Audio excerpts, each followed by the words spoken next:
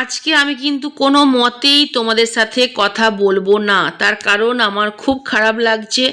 আমি এত ভালো ভালো রেসিপি দিচ্ছি তোমাদের, কিন্তু তোমরা কোনো রকম দেখছো না। জানি না এটা ইউটিউব থেকে কিছু প্রবলেম নাকি, জানি না, ভিউ একদম বাড়ছে না। তো আমার মনে হচ্ছে এটা ইউটিউবেরই ব্যাপার আর কি। তো ইউটিউব হয়তো তোমাদের কাছে পাঠাচ্ছে না, যার জন্য তোমরা দেখতে পাচ্ছ না।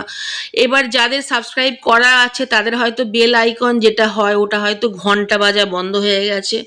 ওটা হাত লেগে হয়ে যায় অনেক সময়, কারণ আমি দেখেছি। তো এটা হয়ে যায়। তো যাই হোক, তো মনটা খুব খারাপ, কারণ অনেকগুলো ভালো ভালো আমি রেসিপি দিয়েছি।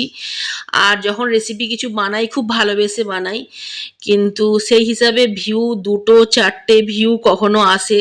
তো মনটা খারাপ লাগছে। আমার রেসিপিগুলো কি সত্যিই দুটো চারটে ভিউ পাওয়ার মতো রেসিপি? তোমরা আমায় বলো। যদি বলো যে হ্যাঁ তোমার রেসিপি একদমই ভালো হয় না, তো তাহলে আমি মেনে নেবো যে চলো দুটো চারটে ভিউ হয়তো সেই রকমই আমি রেসিপি দিই। আমার ভিডিওতে কখনো বেশি ভিউ আসবে না। সত্যি বলতে খুব খারাপ লাগে, আর কিছুই নয়। যাই হোক, আজকে আমি বানাচ্ছি লাউ পাতার ভর্তা বা লাউ পাতা বাটা বলতে পারো।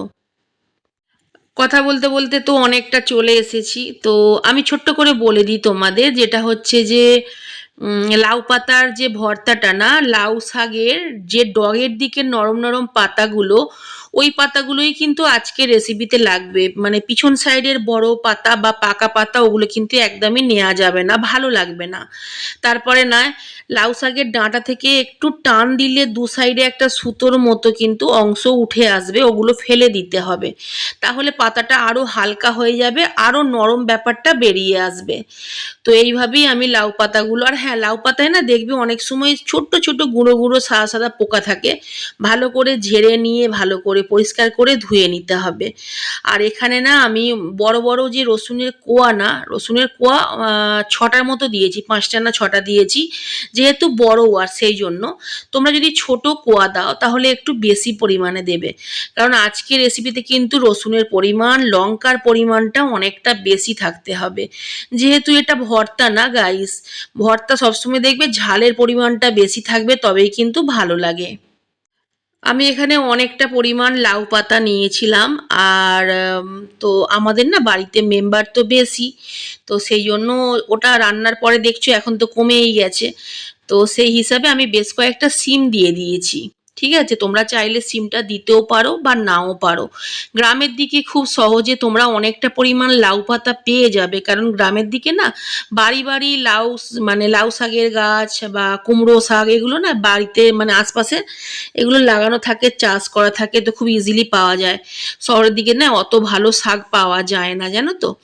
তো যতটা পাবে পাবে, বাকিটা তোমরা একটু সিম দিয়ে ম্যানেজ করে দিও, যদি সিম থাকে আর কি। অন্য কোনো সবজি কিন্তু এতে ভালো লাগবে না।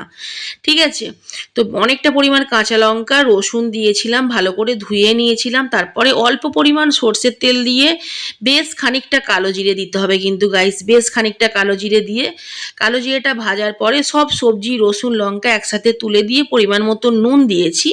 আর হলুদ কিন্তু দিইনি, সবুজ কালারটা যাতে ঠিকঠাক থাকে সেই জন্য কিন্তু আমি হলুদ দিইনি। ঠিক আছে, তারপরে গ্যাস স্লো করে কিছুক্ষণ চাপা দিতে হবে। সিমটা শাকটা সেদ্ধ হয়ে গেলে আর কিছুই নয়, ঠান্ডা করতে হবে, ঠান্ডা করে এটা মিক্সিতে বেটে নেবে। আর একটা জিনিস বলি, যাদের বাড়িতে না শিলনোড়া আছে তারা শিলনোড়ায় বেটে নিও, ঠিক আছে, তাতে টেস্ট কিন্তু আরো ভালো আসবে। আমাদের শিলনোড়া নেই তো, যার জন্য আর মিক্সিতে আমি একটু ঘুরিয়ে নিলাম। আর একটা জিনিস বলি গাইস, যেটা আমি দেখলে সামান্য একটু জল দিলাম মিক্সির বাটিতে, না যখন ঘোরাবে, যদি ওটা বেশি শুকনো হয় তাহলে কিন্তু মিক্সির যে ব্লেডগুলো না, বাটির যে ব্লেড, ওটা কিন্তু ঘুরবে না। তো যার জন্য আমি সামান্য পরিমাণ জল দিয়েছি। তো জলটা কিন্তু শিলে যদি বাটো তাহলে কিন্তু ওই জলটা লাগবে না, মিক্সিতে বলে কিন্তু জল একটু লেগেছে। তারপরে আর কিছুই নয়, তারপরে কড়াই আরও একটু সর্ষের তেল দিয়েছি সামান্য, দেওয়ার পরে বাটাটা দিয়ে দিয়েছিলাম, বাটা শাকটা কড়াইয়ে দিয়ে খুব ভালো করে ওটা শুকনো করে নিতে হবে। আর কিচ্ছু এতে লাগবে না গাইস, ভালো করে শুকনো করে নিলেই এটা রেডি খাওয়ার জন্য। কালারটা দেখেছো গাইস, ভীষণ ভালো একটা কালার এসেছে, একদম সবুজ। আর সবুজ কালারটা সব সময়ের জন্যই চোখে কিন্তু ভীষণ ভালো লাগে, সেটা আমাদের বাড়ির আশেপাশে মানে গাছপালা, মাঠ ঘাট, পুকুর, মানে প্রকৃতির যে সবুজের সৌন্দর্য সেটাও যেমন ভালো লাগে, খাবার প্লেটেও কিন্তু সবুজটা খুব ভালো লাগে। আর আমি একটু ঝাল কম দিয়েছি জানো তো, কারণ আমার মেয়ে যেহেতু খাবে। তোমরা একটু ঝাল চড়া দিও, চড়া ঝাল দিলে কি হয় খেতে ভালো লাগে, যদিও অনেক বড়রাও ঝাল বেশি খেতে পারে না। যাই হোক, ওই বলবে কিরকম হয়েছে।